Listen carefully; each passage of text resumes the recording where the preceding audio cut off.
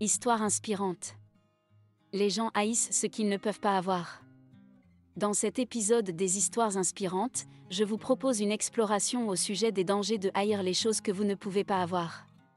Cette histoire vous montre comment nous pouvons parfois sombrer dans la fierté mal placée et la jalousie suite à un échec. L'échec fait malheureusement partie de la vie. Un échec est un moment que vous allez sans aucun doute affronter dans votre vie. Mais la croissance future se fait parfois au prix de la frustration actuelle. Voici une jolie histoire qui vous apprend à reconnaître votre inadéquation et à ne pas rejeter votre échec vers l'extérieur. Et vous permettra de comprendre pourquoi la haine n'est jamais une bonne option. À la fin de cette histoire inspirante, vous trouverez des conseils et des pratiques concrètes pour améliorer votre vie. Restez bien jusqu'à la fin de cette histoire inspirante, vous allez pouvoir prendre en photo les conseils et les garder précieusement. Il était une fois un petit garçon nommé Max. Max aimait jouer dehors, explorer la nature et chercher de nouvelles aventures. Un jour, alors qu'il était en train de se promener dans la forêt, il est tombé sur un champ de fraises sauvages. Les fraises étaient juteuses et parfaitement rouges, et Max ne pouvait pas résister à leur apparence délicieuse. Il a essayé de les cueillir, mais elles étaient hors de portée. Max a alors commencé à tendre le bras pour essayer de les atteindre, mais il n'était pas assez grand. Il a essayé de prendre des branches des arbres environnants, mais il n'était pas assez agile. Finalement, il a renoncé et a continué sa promenade. Mais le lendemain, Max est retourné dans la forêt avec l'espoir de pouvoir cueillir les fraises. Cependant, malgré ses efforts, il n'a pas pu les atteindre, encore une fois. Au lieu de reconnaître sa propre inadéquation, Max a décidé que les fraises n'étaient pas si bonnes après tout. Elles étaient trop petites, pas assez sucrées, et certainement un peu trop acides pour son goût. Un jour, Max a vu un groupe d'enfants dans la forêt. Ces enfants mangeaient les fraises qu'ils ne pouvaient pas atteindre. Pour une raison obscure, cela a contrarié Max. Les fraises ne sont pas si bonnes que ça, pensait-il. Vous devriez plutôt chercher des baies, elles sont bien meilleures que ces fraises, a-t-il déclaré aux enfants. Max espérait gagner des alliés dans sa lutte mentale contre les fraises, comme c'est le cas avec tous ceux qui haïssent quelqu'un ou quelque chose. Il voudrait que les autres enfants haïssent aussi ces fraises, car cela pourrait le rendre plus légitime dans sa haine des fraises. Les enfants ont été perplexes par les propos de Max. Ils ont demandé pourquoi il n'aimait pas les fraises.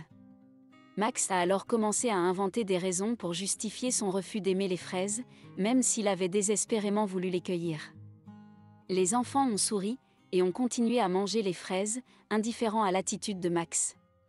Max sentait de plus en plus la haine monter en lui, il déteste profondément les fraises, la forêt, les arbres. Max ne voulait pas se sentir idiot, et commença également à détester ce groupe d'enfants. Le petit groupe d'enfants proposa alors à Max de lui apporter quelques-unes de ses fraises. Mais, Max, fou de rage et de fierté refusa, en disant que ses fraises étaient pourries. Max s'éloigna fièrement, tandis que les enfants remplissaient un panier complet de ces fraises sauvages. Le lendemain, Max a commencé à se rendre compte qu'il avait tort de haïr les fraises, simplement parce qu'il ne pouvait pas les atteindre. Il s'est rendu compte que son refus de les aimer était basé sur la jalousie et l'envie de ce qu'il ne pouvait pas avoir. Il a compris que la haine était une pente très glissante et qu'elle ne mènerait qu'à plus de frustration, de rejet et de douleur. À partir de ce jour-là, Max a décidé d'apprécier les fraises pour ce qu'elles étaient, même s'il ne pouvait pas les cueillir. Il a réalisé que parfois, la vie ne nous donne pas tout ce que nous voulons, mais que cela ne signifie pas que ce que nous avons n'est pas précieux. Max a compris que c'était mieux d'apprécier ce qu'il avait plutôt que de haïr ce qu'il ne pouvait pas avoir. Et Max a continué de se promener dans la forêt, de profiter avec joie du paysage magnifique et de se concentrer sur les baies qu'il adorait et qu'il pouvait facilement atteindre. En conclusion, haïr ce que vous ne pouvez pas avoir n'est jamais une bonne option. Lorsque vous ne pouvez pas avoir ce que vous voulez, il y a toujours une bonne raison. Peut-être que vous n'êtes pas fait pour obtenir cette chose-là. Ou alors peut-être que vous devriez passer par une autre méthode pour obtenir cette chose tant voulue. Lorsque vous êtes trop fier pour admettre vos propres faiblesses, vos défauts ou vos insuffisances, vous commencez à haïr la chose que vous vouliez. Vous vous empêchez alors d'avancer vers la bonne solution, et vous vous bercez d'illusions pour maintenir une image parfaite de vous-même. J'espère que cette histoire inspirante vous a plu. Cette histoire inspirante vous apprend des points importants. Point numéro 1. Utilisez l'échec comme une occasion d'apprentissage et de croissance personnelle. L'échec est inévitable, mais il ne définit pas qui vous êtes. Utilisez-le comme une opportunité d'apprentissage et de croissance personnelle. Ne laissez pas l'échec vous décourager, mais plutôt vous motiver à persévérer. Point numéro 2. Évitez la jalousie et se concentrer sur son propre parcours. La jalousie peut être toxique et vous empêcher d'apprécier ce que vous avez. Concentrez-vous sur vos propres réalisations et trouvez la satisfaction dans votre propre parcours, plutôt que de vous comparer aux autres. Point numéro 3. Apprendre à apprécier ce que l'on a, plutôt que de se focaliser sur ce que l'on ne peut pas avoir. Apprenez à lâcher prise et à apprécier ce que vous avez, plutôt que de vous focaliser sur ce que vous ne pouvez pas avoir. Point numéro 4. Cultivez un état d'esprit de gratitude pour trouver la satisfaction et le bonheur dans les choses simples de la vie. Cultivez un état d'esprit de gratitude en vous concentrant sur les aspects positifs de votre vie. Remerciez pour ce que vous avez et pour les opportunités qui se présentent à vous. Cela vous aidera à trouver la satisfaction et le bonheur dans les choses simples de la vie.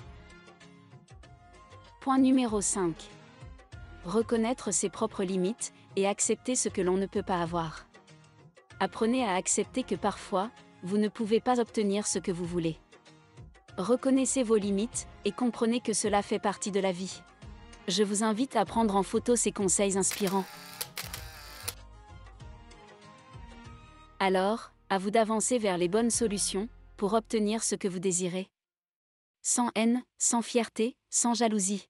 Vous souhaitez découvrir plus d'inspiration et accéder à des contenus uniques autour de la spiritualité concrète? Écoutez, respirez, vous êtes aligné. Abonnez-vous à la chaîne Ma Pause Spiritualité.